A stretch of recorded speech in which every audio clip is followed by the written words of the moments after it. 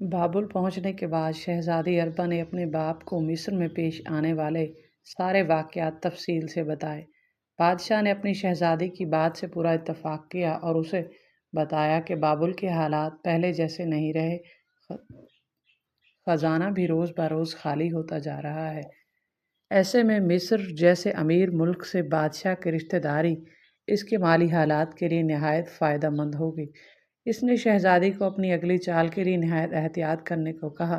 اس کے بعد اس نے اگلی چال چلی اور اپنے شاہی حکیم کو کہا کہ وہ شہزادی کو کوئی ایسی دوا دے کہ وہ برسوں کی بیمار نظر آئے اور اس بیماری کے ساتھ اس کا تریاق بھی دے تاکہ شہزادی کی جان کو کوئی خطرہ نہ ہو۔ شاہی حکیم نے بادشاہ سے 2 دن کا وقت لیا اور اپنے کام میں مصروف ہو گیا۔ قریباً 1 ماہ بعد شہزادی کی حالت بیماروں جیسی بن گئی، لیکن وہ اندر سے چاق و چوبند تھی۔ بادشاہ نے اپنے ایک قاصد کو طائف کے ساتھ مصر روانہ کیا۔ قاصد نے مصر آ کر فرعون کی خدمت میں بابل کے بادشاہ کے تحائف پیش کیے اور شہزادی کی بیماری سے آگاہ کیا۔ بادشاہ بابل کی شہزادی کا بیماری کا سن کر پریشان ہو گیا۔ قاصد نے اسے بتایا کہ بڑے حکیم اور اتبا نے شہزادی کا علاج چند ماہ مصر میں قیام بتایا ہے، کیونکہ مصر کی آب و ہوا صحت بخش ہے تو شہزادی یہاں چند ماہ میں مکمل صحت یاب ہو کر واپس بابل چلی جائے گی۔ شوجی ستارہ شناس کے منصوبے کے عین مطابق فرعون مصر نے شہزادی کو باخوشی مصر آنے اور اس کے محل میں قیام کرنے کی پیشکش کی اور کہا کہ جب تک بابل کی شہزادی صحت مند نہ ہو جائے وہ فرعون کے زیر سایہ رہے گی۔ قاصد یہ خوشخبری لے کر بابل پہنچ گیا اور بادشاہ کو اپنے کامیاب دورے سے متعلق بتایا۔ بادشاہ نے اگلے ہی دن شہزادی اربا کے مصر کوچ کرنے کا انتظام کر دیا۔ شہزادی اپنی پرانی عیار ملازمہ، دیگر غلاموں اور بادشاہ کے شاہی طبیب کے ساتھ روانہ ہوئی۔ روانگی سے پہلے بادشاہ نے شاہی طبیب کو ساری چالوں سے متعلق بتا دیا اور اسے کہا کہ اگر ہماری چال کامیاب ہو گئی تو وہ شاہی طبیب پر انعامات کی بارش کر دے گا، اور اگر اس بات کی بھنک کسی کو پڑ گئی اور منصوبہ فیل ہو گیا تو بادشاہ شاہی طبیب کو اس کے خاندان سمیت زندہ جلا دے گا۔ شاہی طبیب نے بادشاہ سے بے فکر ہونے اور اپنے پورے تعاون کا یقین دلایا۔ شہزادی اربا کا قافلہ چند دن بعد دوبارہ مصر پہنچ گیا۔ فرعون مصر نے خود شہزادی کی عیادت کی۔ فرعون نے جب شہزادی کو دیکھا تو پریشان ہو گیا۔ اس نے شہزادی کو کہا کہ وہ اپنے معالج سے شہزادی کا خود علاج کروائے گا تاکہ وہ جلد از جلد صحت یاب ہو جائے۔ بادشاہ کی بات سن کر بابل کا طبیب اور شہزادی پریشان ہو گئے۔ انہیں ڈر تھا کہ فرعون کا طبیب کہیں شہزادی کی بیماری کا ڈرامہ پکڑ نہ لے۔ شہزادی نے فرعون کو قائل کرنے کی کوشش کی کہ وہ اپنا معالج ساتھ لائی ہے، مگر فرعون نے اس کی ایک نہیں سنی اور اپنے ذاتی معالج کو بلاوا بھیجا۔ شہزادی، بوڑھی خادمہ اور بابل کے معالج کو یقین ہو چلا تھا کہ اب ان کا منصوبہ ناکام ہو چلا ہے۔ اب وہ اس معالج کا انتظار کر رہے تھے۔ فرعون شہزادی کے پاس ہی موجود تھا جب پہرے دار نے آ کر بتایا کہ فرعون کے ذاتی معالج کو ولی عہد اپنے ساتھ دوسرے شہر لے کر گیا ہے، وہ کل تک آ جائے گا۔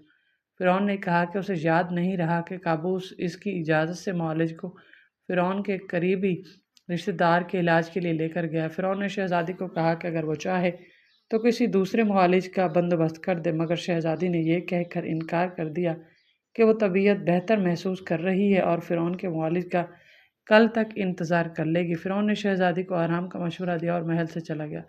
فرعون کے جانے کے بعد شہزادی نے بوڑھی ملازمہ اور بابل کے حکیم کے سوا سب کو کمرے سے نکال دیا۔ شہزادی نے بوڑھی ملازمہ کو کہا کہ جتنی جلدی ہو وہ زعفران سے ملاقات کرے، اسے شوجی کے پاس لے جا کر ساری بات بتائے اور اس کا حال پوچھے۔ خادمہ فوراً محل سے نکل کر زعفران کے گھر پہنچ گئی۔ زعفران گھر نہیں تھا۔ ملازمہ کو اس کا کچھ دیر انتظار کرنا پڑا۔ زعفران جب گھر پہنچا تو بوڑھی ملازمہ کو دیکھ کر خوش ہو گیا۔ اس نے کہا کہ میں کچھ دن پہلے اپنے باپ سے ملنے گیا تو اس نے بتایا کہ ستاروں کی چال کے مطابق بابل کی شہزادی چند ہی دنوں میں مصر پہنچ جائے گی۔ بوڑھی ملازمہ نے وقت ضائع کیے بغیر زعفران کو ساری بات بتائی اور فوراً قید خانے چلنے کو کہا۔ زعفران نے کہا کہ پہلے وہ جلدی سے اپنا حلیہ بدل لے تو وہ اسے قید خانے لے چلتا ہے۔ ملازمہ نے فوراً اپنا حلیہ بدلا اور زعفران کے ساتھ قید خانے پہنچ گئی۔ ملازمہ نے شوجی ستارہ شناس کو محل میں ہونے والی ساری بات بتائی اور مدد مانگی۔ ملازمہ کی بات سن کر شوجی کے چہرے پر مسکراہٹ آ گئی۔ اس نے کہا کہ اچھا کیا تو میرے پاس آ گئی ہے، ورنہ فرعون کے حکیم نے شہزادی کی ڈھونک بیماری کو پکڑ لینا تھا اور فرعون کو سب کچھ بتا دینا تھا۔ اس نے اپنے پاس سے ایک موتی نکالا اور ملازمہ کو دے کر کہا کہ یہ وہ موتی بابل کی شہزادی کو دے دے اور اسے کہے کہ جب فرعون کا معالج اسے دیکھنے آئے تو اسے چپکے سے یہ موتی دے دے تو اس کا راز فاش نہیں ہوگا۔ ملازمہ نے شوجی سے پوچھا کہ اس موتی کا راز کیا ہے، تو شوجی نے کہا کہ یہ راز خود فرعون کا مول شہزادی کو بتا دے گا۔ اب وہ واپس محل چلی گئی۔ خادمہ نے واپس آ کر شہزادی اربا کو ساری بات بتائی۔ اربا نے خادمہ سے کہا کہ اگر فرعون کے طبیب نے موتی کو نہ پہچانا یا اس نے کوئی ایسی بات کر دی جس سے فرعون کو کسی قسم کا شک ہو گیا تو کیا ہوگا، مگر خادمہ نے شہزادی کو تسلی دی کہ جب شوجی نے کہا ہے تو سب ٹھیک ہونے کا، تو فکر نہ کرے۔ شہزادی نے ایک بار پھر اپنے ساتھ آئے طبیب کو انتہائی احتیاط کا مشورہ دیا۔ اگلے دن قابوس جب شاہی طبیب کے ساتھ واپس آیا تو فرعون نے اسے بابل کی شہزادی کی بیماری اور اس کے مصر آنے سے متعلق بات بتائی۔ فرعون نے قابوس کو کہا کہ وہ طبیب کے ساتھ خود شہزادی کی عیادت کو جائے اور اس کی بیماری کا علاج کرائے۔ قابوس شاہی طبیب کے ساتھ بابل کی شہزادی کے محل پہنچ گیا۔ شہزادی نے جب طبیب کے ساتھ قابوس کو دیکھا تو اس کے چہرے پر مسکراہٹ آ گئی۔ قابوس نے شہزادی سے اس کی بیماری سے متعلق بات چیت کی اور طبیب کو کہا کہ وہ شہزادی کا معائنہ کرے۔ طبیب کو معائنے کا کہہ کر قابوس سائڈ پر بیٹھ گیا۔ شہزادی اربا کو موقع مل گیا اور اس نے طبیب کے قریب آتے ہی ہاتھ میں دبا موتی اسے دے دیا۔ ایک پل تو طبیب سٹ پٹایا، لیکن دوسرے وہی لمحے وہ نارمل ہو گیا۔ اس نے شہزادی کی نبض چند لمحے کے لیے دیکھی اور چھوڑ دی۔ قابوس نے سوالیہ نظروں سے شاہی طبیب کی طرف دیکھا تو اس نے کہا کہ شہزادی کی بیماری کا پتہ لگانے کے لیے اسے کچھ آلات اور جڑی بوٹیاں درکار ہیں اور ان سب میں کچھ وقت لگے گا۔ اس کے بعد ہی پتہ چلے گا کہ شہزادی اربا کو کیا بیماری ہے اور اس کا کیا علاج ہے۔ قابوس نے طبیب کو کہا کہ وہ تسلی کے ساتھ شہزادی کا علاج کرے اور اسے کسی قسم کی کوئی چیز کی ضرورت ہو تو وہ شاہی خزانے سے لے لے۔ فرعون کا طبیب قابوس سے اجازت لے کر واپس چلا گیا تو قابوس شہزادی کی طرف متوجہ ہوا۔ شہزادی نے قابوس سے پوچھا کہ اس کا کون سا رشتہ دار دوسرے شہر میں رہتا ہے جس کی عیادت کو گیا تھا۔ قابوس نے کہا کہ اس کی پھپھی جو کہ فرعون کی سگی بہن ہے وہ بیمار تھی، اس لیے وہ خود شاہی طبیب کو لے کر گیا تھا۔ قابوس نے شہزادی کو آرام کا مشورہ دیا اور محل سے نکل گیا۔ شام کو فرعون کا طبیب جب شہزادی کی عیادت کو آیا تو اس نے تمام غلام اور کنیزوں کو باہر جانے کا کہا۔ شہزادی نے بوڑھی خادمہ اور اپنے فرعون کے طبیب نے ملک بابل کے طبیب کو اپنے پاس روک لیا۔ فرعون کے طبیب نے شہزادی سے کہا کہ وہ اکیلے میں اس سے کچھ بات کرنا چاہتا ہے۔ شہزادی نے کہا کہ یہ اس کے بھروسے کی غلام ہے، وہ فکر ہو کر اپنی بات کرے۔ فرعون کے طبیب نے کہا کہ اس کا نام اطلس ہے اور وہ خفیہ طور پر ستارہ پرست ہے۔ یہ بات صرف چند لوگوں کو ہی پتہ ہے۔ فرعون اس بات سے بے خبر ہے۔ ہماری خفیہ جماعت مصر میں اپنے ہم مذہبیوں کی طرح ہر طرح سے مدد کرتی ہے، مگر مصر میں ہمارے پیشوا شوجی کی گرفتاری کے بعد حالات نہایت خراب ہو گئے ہیں۔ ہمارے چند ساتھی قتل کر دیے گئے ہیں، تو ہم نے اپنی جماعت کی کاروائیاں وقتی طور پر ختم کر دی ہیں، مگر یہ موتی جس کسی کے پاس ہو ہم اس کی مدد کرنے کے پابند ہیں۔ چونکہ اسے آج صبح مصر آتے ہی پتہ چل گیا تھا کہ بابل کی شہزادی بیمار ہے اور فرعون مصر کے محل میں مقیم ہے، تو میں نے سوچا کہ اپنی ہم مذہب شہزادی کے علاج میں کوئی کسر نہیں چھوڑوں گا۔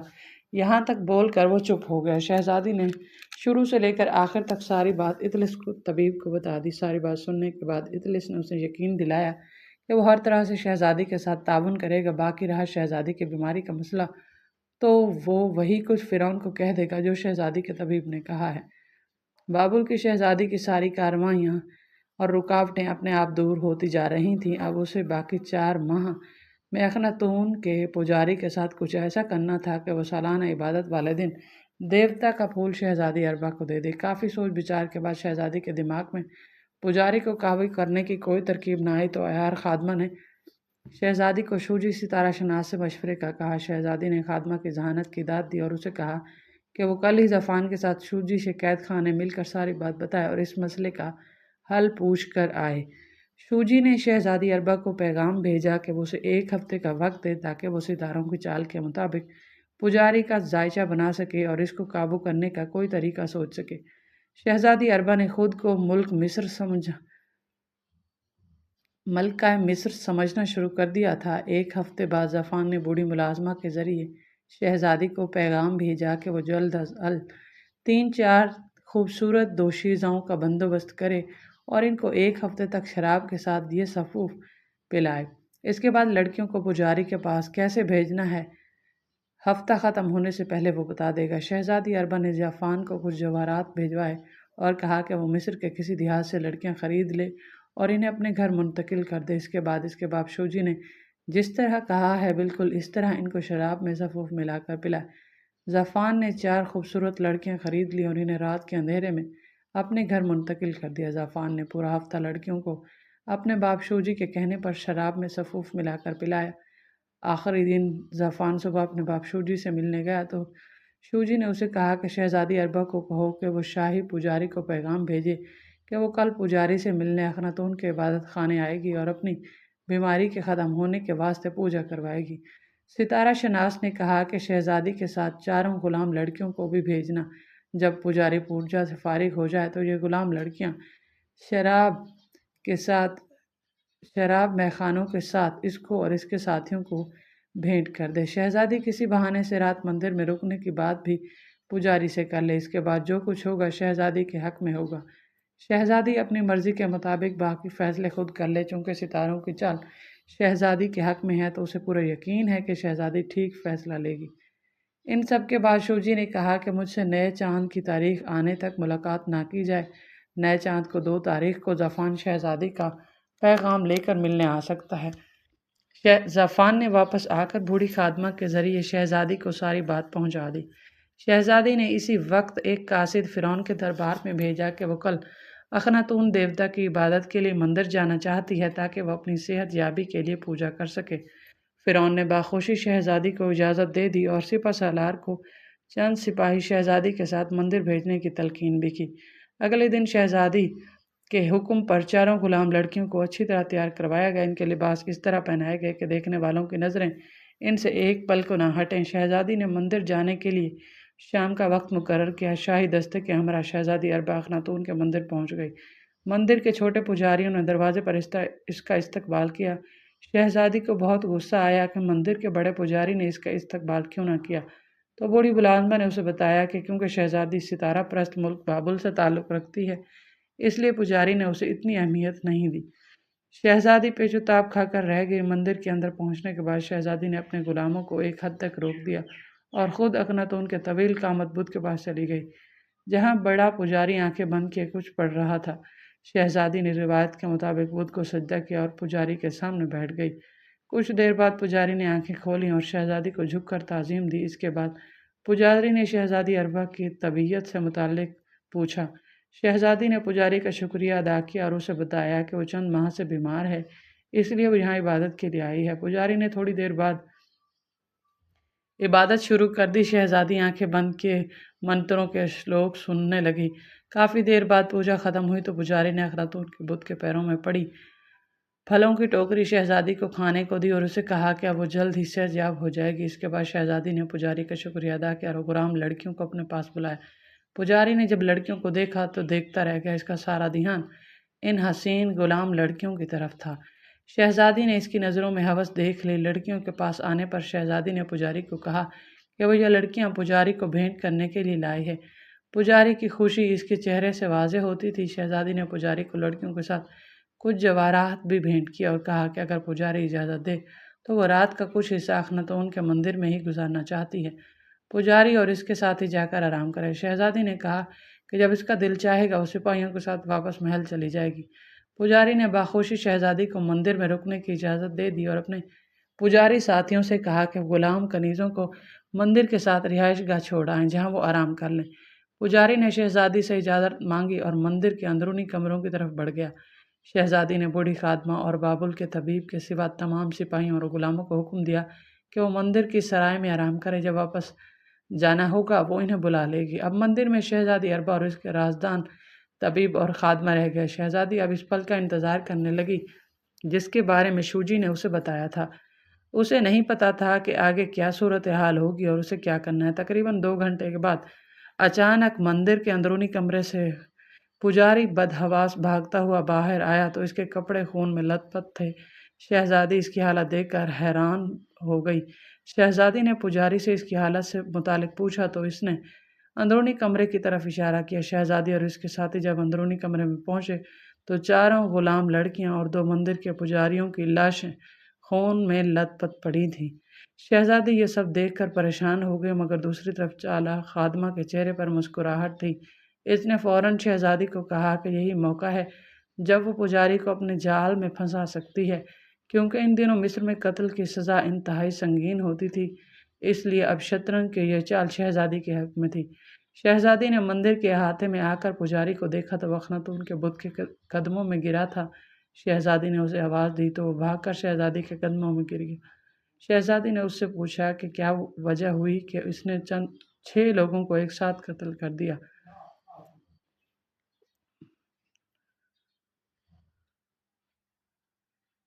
نظر آ رہا تھا۔ جب وہ کچھ بتانے پر راضی نہ ہوا تو شہزادی نے اسے دھمکی دی کہ وہ ابھی اس کے ساتھ آئے سپاہیوں کو اندر بلا کر پجاری کو گرفتار کروا دے گی، پھر فرعون خود ہی پجاری سے سب کچھ پوچھ لے گا۔ شہزادی کی بات سن کر پجاری نے دونوں ہاتھ شہزادی کے سامنے جوڑ دیے اور اسے بتایا کہ وہ اس کے 2 ساتھی لڑکیوں کو پچھلے رستے سے کمرے میں لے آئے جہاں انہوں نے لڑکیوں کے ساتھ شراب پینی شروع کر دی۔ اچانک لڑکیوں نے ایک دوسرے پر حملہ کر دیا اور ایک دوسرے پر چاقو سے وار کرنے لگی۔ اس سب لڑائی جھگڑے میں 2 پجاری بھی قتل ہو گئے۔ دیکھتے ہی دیکھتے لڑکیوں نے ایک دوسرے کو شدید زخمی کر دیا۔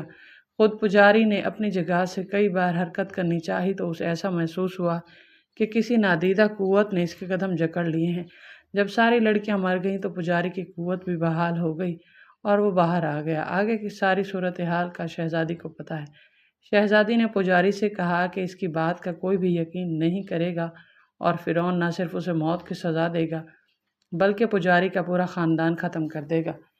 پجاری شہزادی اربا کے قدموں میں گر گیا اور اس سے التجا کی کہ کسی طرح وہ اس کی جان بچا لے تو وہ ساری عمر شہزادی کا غلام بن کر رہے گا۔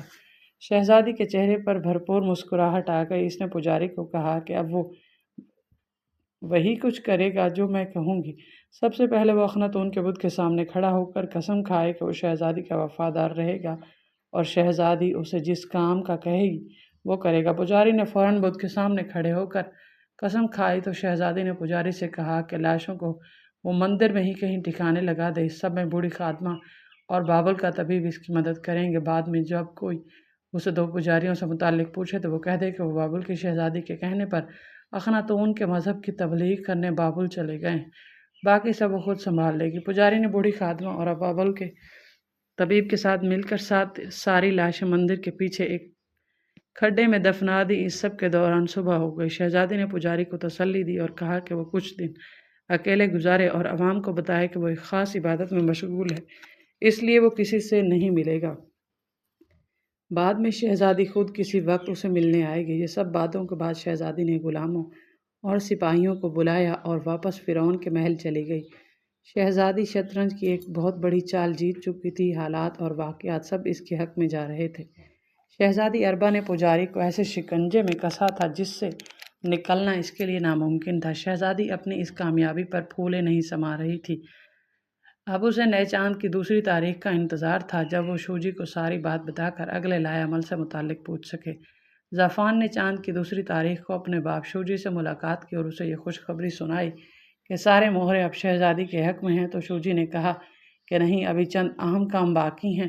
اس نے ایک مٹھی مٹی کا پتلا زعفران کو دیا کہ وہ اسے شہزادی تک پہنچائے اور اسے کہے کہ یہ پتلا کسی طریقے سے فرعون کے محل میں چھپا دیا جائے۔ اس طرح فرعون بیمار ہو جائے گا، اس کے بعد اس کی بیماری طویل ہو جائے گی اور وہ سالانہ عبادت میں شرکت کے قابل نہیں رہے گا۔ زعفران نے اگلے دن بوڑھی ملازمہ کو پتلا دے کر ساری بات بتا دی۔ شہزادی نے ملازمہ سے مشورہ کیا کہ کس طرح وہ یہ پتلا فرعون کے محل تک پہنچائے تو ملازمہ نے کہا کہ شہزادی خود فرعون سے ملنے کے بہانے اس کے محل جائے اور موقع ملتے ہی کسی مناسب جگہ یہ پتلا چھپا دے۔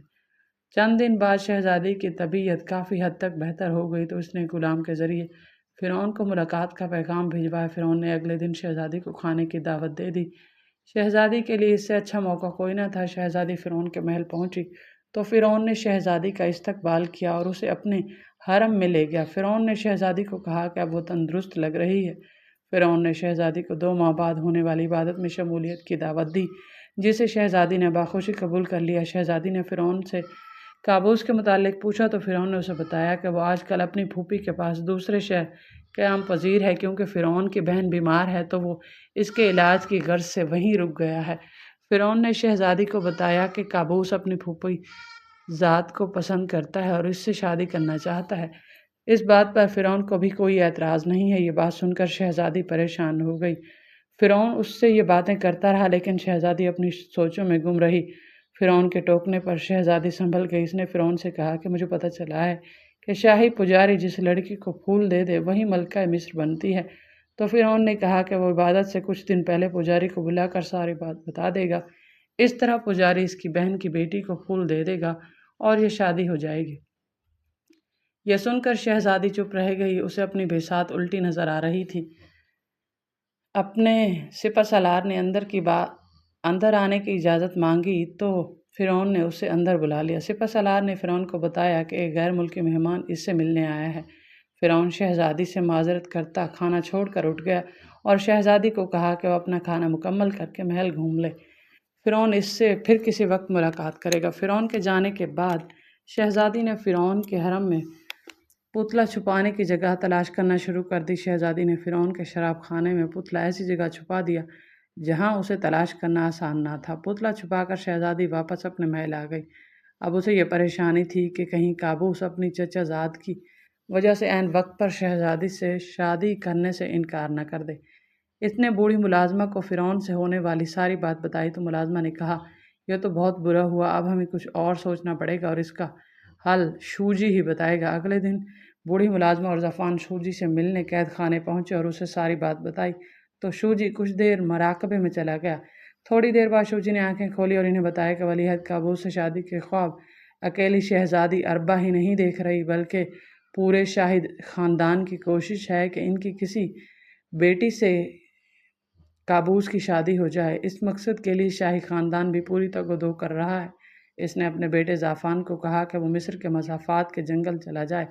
وہاں اسے ایک جڑی بوٹی ڈھونڈنی ہے جو چاند نکلنے پر کچھ لمحے کے لیے سنہرے رنگ کی ہوتی ہے، بعد میں وہ باقی پودوں کے رنگ کی طرح ہو جاتی ہے۔ اسے نہایت ہوش مندی سے وہ جڑی بوٹی ڈھونڈ کر شہزادی اربا کو دینی ہے۔ پھر اس نے خادموں کو کہا کہ وہ شہزادی کو کہے کہ وہ بوٹی کسی طرح شراب میں ملا کر ولی عہد قابوس کو پلا دے۔ اس طرح وقتی طور پر کچھ نہیں ہوگا مگر چند دن بعد ہی قابوس کو کوڑھ کا مرض ہو جائے گا۔ اس جڑی بوٹی کا یہ فائدہ ہوگا کہ 6 ماہ بعد بغیر کسی علاج کے قابوس ٹھیک ہو جائے گا، جبکہ سالانہ عبادت میں بس 2 ہی ماہ باقی ہیں۔ اس طرح شاہی خاندان کی کوئی بھی لڑکی عبادت میں شامل نہیں ہوگی اور نہ وہ قابوس سے شادی کرے گی۔ شہزادی اربا کے لیے یہ ایک ملکہ مصر بننے کا بہترین موقع ہوگا اور دوسری طرف فرعون اور قابوس بھی شہزادی کے احسان مند ہوں گے۔ بوڑھی خادمہ نے واپس آ کر شہزادی کو ساری بات بتائی تو شہزادی نے زعفران کو کچھ جواہرات بھجوائے اور تاکید کی کہ جلد از جلد وہ سنہری جڑی بوٹی کی تلاش کر لائے کیونکہ اب وقت بہت کم ہے۔ عیار خادموں نے زعفران کو شہزادی کا پیغام پہنچایا اور اسے جتنی جلدی ممکن ہو مکمل کرنے کی تلقین کی۔ دوسری طرف شہزادی کی وجہ سے فرعون شدید بیمار ہو گیا۔ پورے مصر کے نامی گرامی اتباع اس کے علاج میں مصروف ہو گئے۔ سپہ سالار نے قابوس کو بھی دوسرے شہر اطلاع بھیج کر بلا لیا۔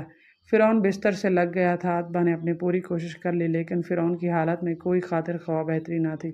قابوس بھی اپنے باپ کی بیماری کو لے کر بہت پریشان تھا۔ شہزادی اربا بھی اس دوران فرعون کی کئی مرتبہ عیادت کر چکی تھی۔ شہزادی فرعون کے بیمار ہونے پر خوش تو تھی مگر اسے زعفران کا انتظار تھا کہ وہ جڑی بوٹی لائے تو وہ قابوس کو شراب میں پلا کر اپنا کام کر دے۔ آخرکار 15 دن بعد زعفران جنگل سے کامیاب لوٹا۔ اس نے آتے ہی بوڑھی ملازمہ کو جڑی بوٹی دے دی۔ ملازمہ نے وہ جڑی بوٹی شہزادی کو دی تو شہزادی نے ملازمہ کو سمجھا دیا کہ وہ اسے پیس کر ایک شراب کی سراہی میں ڈال دے اور اس سراہی پر نشان لگا دے۔ موقع ملتے شہزادی نے قابوس کو ایک شام محل کے باغ میں پریشان پایا۔ شہزادی کے لیے ایک بہترین موقع تھا۔ اس نے فوراً خادمہ کو کہا کہ وہ 2 جام اسی شراب کے بنا لائے جس میں اس نے جڑی بوٹی ملائی تھی۔ ملازمہ نے شہزادی سے پوچھا کہ کیا وہ بھی خطرناک شراب پیے گی تو شہزادی نے انکار میں سر ہلایا اور کہا کہ جیسے وہ اشارہ کرے خادمہ شراب لے کر آ جائے۔ شہزادی قابوس کے پاس پہنچ گئی اور اسے تعظیم دینے کے بعد اس نے قابوس کی پریشانی سے متعلق پوچھا۔ قابوس نے بتایا کہ وہ فرعون کی وجہ سے بہت پریشان ہے کہ کسی بھی طبیب کو اس کی بیماری سمجھ نہیں آ رہی۔ طبیبوں نے کہا اب فرعون ایسے ہی زندہ رہے گا جب تک کہ وہ مر نہیں جاتا۔ قابوس ابھی اپنی بات کر ہی رہا تھا کہ چلاک خادمہ 2 شراب کے جام لے کر حاضر ہو گئی۔ شہزادی نے ایک جام قابوس کو دیا اور دوسرا خود پکڑ کر بیٹھ گیا اور خادمہ کو جانے کا اشارہ کیا۔ قابوس نے اپنی جام ختم کر لیا تو شہزادی نے اسے اپنا جام بھی دے دیا۔ قابوس نے انکار کرنا چاہا تو شہزادی نے کہا کہ چونکہ ابھی وہ مکمل صحت یاب نہیں ہوئی تو اس لیے شراب نہیں پی سکتی۔ قابوس نے دوسرا جام بھی پی لیا۔ شہزادی کے چہرے پر مسکراہٹ آ گئی۔ اس نے قابوس سے اس کی پھوپھی کی طبیعت سے متعلق پوچھا اور اسے بتایا کہ فرعون نے शहजादी अरबा को काबूस की अपनी फूफीजाद बेटी में दिलचस्पी और काबूस का इस शादी से करने का बताया। काबूस के चेहरे पर रौनक बहाल हो गई। इसने शहजादी को बताया कि वो अपनी फूफी की बेटी को और वो उसे चाहते हैं। अभी वो अपनी बात मुकम्मल नहीं कर पाया था कि सिपह सलार आ गया। इसने काबूस को कहा कि फ़िरौन अपने कमरे में मुलाकात करना चाहता है। काबूस शहजादी से माजरत करता चला गया। शहजादी भी वापस अपने महल में आ गई। अब काबूस को कोढ़ का मर्ज लाहक होने का इंतज़ार था। दूसरी तरफ फ़िरौन ने काबूस को बुलाकर कहा कि वो फ़ौरन दूसरे शहर अपनी फूफी के घर रवाना हो जाए, क्योंकि उसे अभी इत्तला मिली है कि इसकी बहन और काबूस की फूफी मर गई है। वो वहाँ जाकर मिस्र के रस्म व रिवाज के मुताबिक उसकी आखिरी रसूमात अदा कर दे। काबूस ये सुनकर इंतहाई परेशान हो गया। एक तरफ फ़िरौन बीमार था, वो इसको छोड़कर जाना नहीं चाहता था। दूसरी तरफ इसकी फूफी की बेटी और इसकी मोहब्बत भी, और इस वक्त शदीद दुख के दौर से गुजर रही थी। फ़िरौन ने काबूस को तसल्ली दी कि यहाँ के मामलात सिपह सलार बाखूबी संभाल लेगा, वो जितनी जल्दी हो वहाँ पहुँच जाए। काबूस दूसरे शहर रवाना हो गया। वो इंतहाई तेज़ रफ्तारी से वहाँ पहुँचा और अपनी फूफी की आखिरी रसूमात अदा की। इसके बाद वो कुछ दिन अपनी फूफीजाद के पास रुक गया। एक दिन सुबह जब वो सोकर उठा तो इसके चेहरे पर कोढ़ के निशानात नमूदार होना शुरू हो गए। काबूस परेशान हो गए। इसने वहाँ के बड़े हकीमों को दिखाया। इन्होंने काबूस को कुछ दवाइयाँ दी, मगर काबूस का मर्ज बढ़ना शुरू हो गया। इसने अपनी फूफी की बेटी से अकेले में कुछ बातें की और इससे शाम वापस अपने शहर रवाना हो गया। वापस आने के बाद इसने मिस्र के तमाम बड़े हुक्मा को बुलाकर अपना इलाज शुरू करवा दिया। फ़िरौन को जब इत्तला मिली कि काबूस वापस आ गया और इससे मिलने नहीं आया, तो इसने काबूस को अपने कमरे में बुलाया। काबूस अच्छी तरह अपना जिस्म और चेहरा ढांप कर फ़िरौन के पास पहुंचा। फ़िरौन ने उससे पूछा कि वो इस तरह क्यों अपने जिस्म को छुपाने की कोशिश कर रहा है। तो काबूस ने फ़िरौन को अपना कोढ़ ज़दा जिस्म दिखा दिया। ज़ाफ़ान ने बतौर सिपह सलार अपने बाप सितारा शनास शूजी के साथ शहज़ादी अरबा से मुलाकात की। शूजी और शहज़ादी अरबा की ये पहली बराह रास्त मुलाकात थी। शहज़ादी ने शूजी का इतने ताउन पर शुक्रिया अदा किया और आखिरी चाल कामयाब होने तक शूजी से ताउन का वादा लिया। शूजी और ज़ाफ़ान ने कहा कि वह हर तरह से शहज़ादी के वफ़ादार रहेंगे और ये कि वो उसे मिस्र की मलका बनना देखना चाहते हैं। यही इनके साथ हुए जुल्म का बदला होगा। शहज़ादी ने एक बार फिर इनका शुक्रिया अदा किया और ज़ाफ़ान को कहा कि वह सबसे पहले काबूस को अपने काबू में करे और आहिस्ता आहिस्ता महल के खादमों को तब्दील करके अपने बंदे तैनात करे। वो ख़ास तौर पर फ़िरौन और काबूस पर नज़र रखे कि वो दोनों अपनी बीमारी के दौरान किस किस से क्यों मिलते हैं। दोनों बाप बेटों ने शहज़ादी की बातों से मुकम्मल इत्तफ़ाक़ किया। शहज़ादी ने सालाना इबादत नज़दीक आ रही है, शूजी कोई ऐसी दवा बताए जिससे काबूस की तकलीफ़ कुछ कम हो जाए। उसे डर है कि कहीं काबूस की तकलीफ़ की वजह से शादी से इनकार न कर दे। शूजी ने कहा कि वह जल्द ऐसी दवा का पता लगाकर शहज़ादी को बता देगा। इसके बाद इनकी मुलाकात ख़त्म हो गई।